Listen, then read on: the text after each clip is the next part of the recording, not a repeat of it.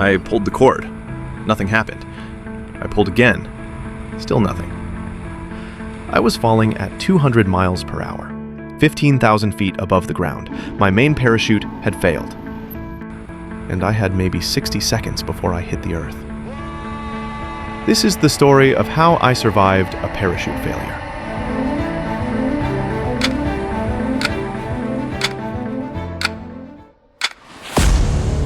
Hello. Today I'm going to tell you a real survival story. My name is Jake Morrison. I'm 29 years old and I'm a professional skydiver. That means I jump with parachutes, as a sport, as a profession. For the last 7 years, I have over 300 jumps. I'm experienced. I'm trained. I care about safety. I always check my equipment. I follow procedures. But that day, everything went wrong. Equipment failed. Procedures didn't work. And I found myself in free fall, without a parachute, heading toward the ground at high speed. This story is about how I survived, but it's also about fear. Not fear of heights, fear of losing control, fear of falling, and fear of death. It was June. I was in Arizona, at a skydiving center near Phoenix. The weather was perfect. 30 degrees, clear sky, light wind. That day I had done 6 jumps, all perfect. The last jump would be at 5 in the evening. Sunset jump, my favorite. I checked my equipment, like I always did. Main parachute, reserve parachute, altimeter, straps. Everything was in place. I got on the plane. Small Cessna, 8 seats. Me, pilot, and 6 other jumpers. We started climbing. 1,000 feet, 2,000, 5,000, 10,000. At 15,000 feet, the pilot signaled. "Get ready," he said. We opened the door. Wind rushed in, cold, strong. We jumped, one by one. 1, 2, 3. Then me. I jumped. Free fall. My favorite part. That feeling. The feeling of flying. The feeling of freedom. I spread my arms. I spread my legs. I found my balance. I was falling at 200 kilometers per hour. Normal. I checked my altimeter. 14,000 feet. 13,000. 12,000. I looked around. I saw the other jumpers. Far away. Below. Everyone was doing their own jump. The sunset was magnificent. The sun was on the horizon. Orange. Red. The sky was like fire. 30 seconds passed. 40 seconds. When I reached 5,000 feet, it was time to open the main parachute. Standard procedure. I grabbed the handle with my right hand. Main parachute handle. On my back. On my right shoulder.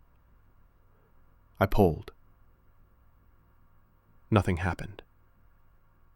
"What?" I said. I couldn't even hear my voice. The wind was too loud. I pulled again.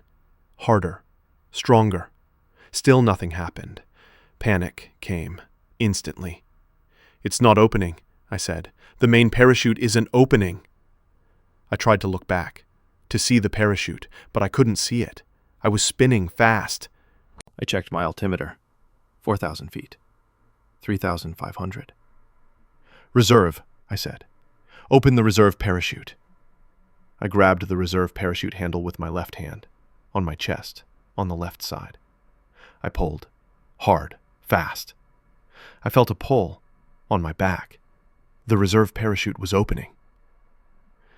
But then, it tangled. The reserve parachute tangled with the main parachute.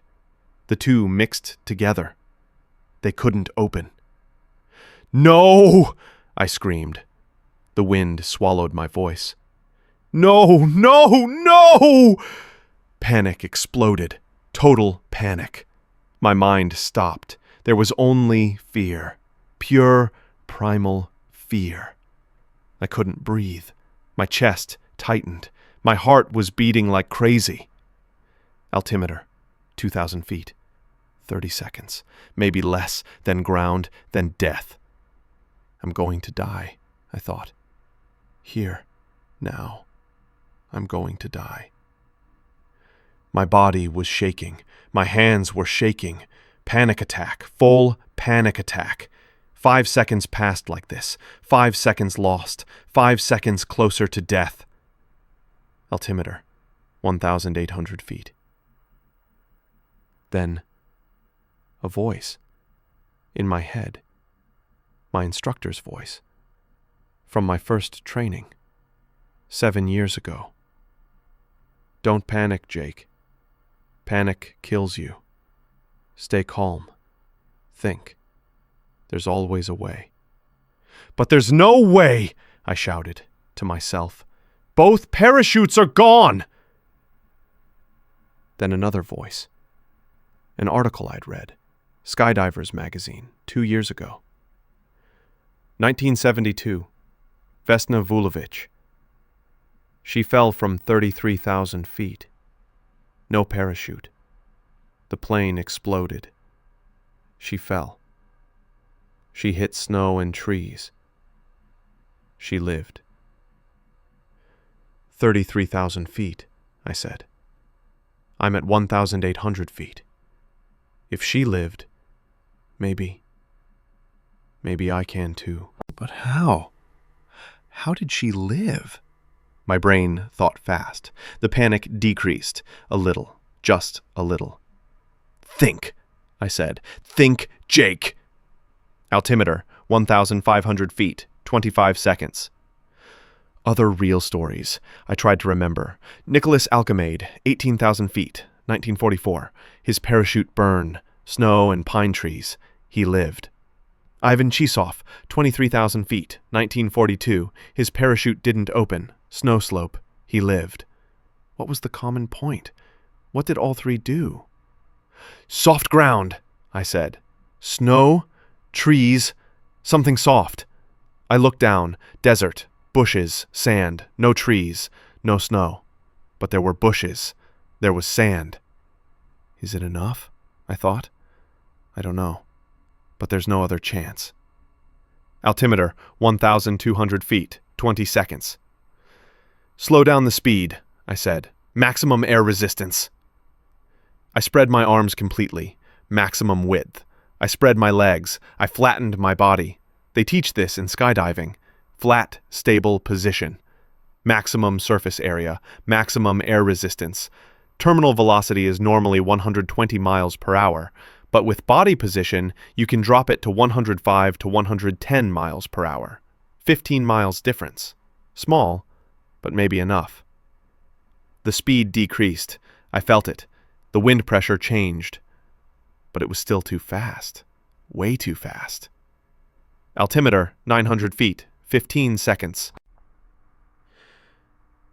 Then I remembered something else. A documentary. I'd watched it years ago. Survivors of high falls do one thing. They relax their body. Tense muscles break bones. Relaxed muscles protect organs. "Relax," I said. "Relax at the last second."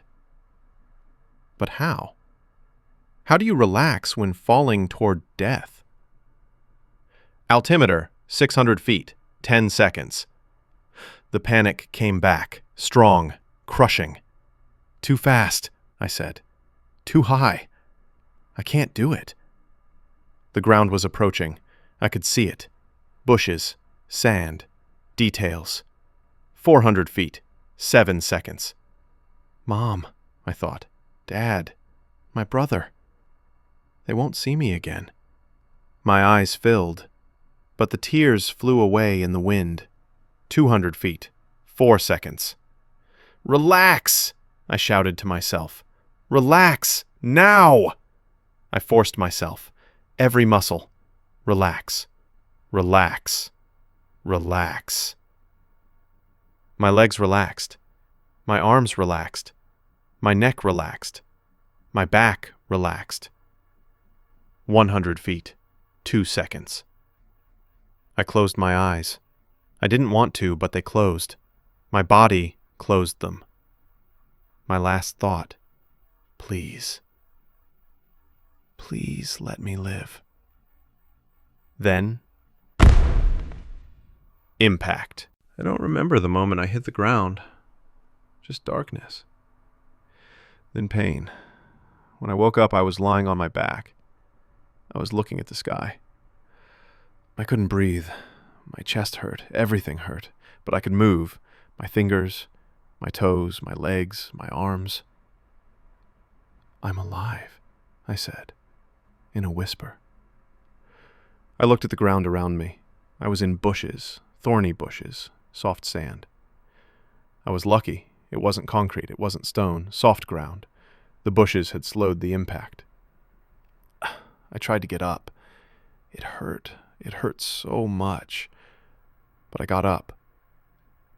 I heard sounds. People were running toward me. "Jake!" someone shouted. "My God! Are you alive?" "Yes," I said. My voice didn't come out. I coughed. "Yes, I'm alive. 2 people came. Jumpers. My friends." "How?" one said. "How did you survive? The parachutes didn't open." "I don't know," I said. "Luck and bushes." The ambulance came 10 minutes later. They took me to the hospital. The doctors were shocked. They took x-rays, they did tests. Result? 3 broken ribs, broken left wrist, sprained right ankle. No internal bleeding, spine intact, head intact. "Miracle," the doctor said. "You fell from 15,000 feet without a parachute and only broken ribs. Incredible." I stayed in the hospital for 2 weeks. I slowly recovered. The equipment was examined. The main parachute was faulty. Manufacturing defect. Rare, but it happens. The reserve parachute tangled because it collided with the main parachute. Bad luck. 1 in a million chance. But it happened. And that experience taught me something. Life can change in 1 second. In 1 pull of a cord. In 1 malfunction. And then it's just you. Your training. Your instincts. And a little bit of luck. Did I jump again? Yes. 2 months later. There was fear, but my love was bigger. I belong to the sky, and I would return there. Thank you so much for listening to me. Don't forget to subscribe to the channel, like, and comment. See you in the next survival story. Take care of yourself.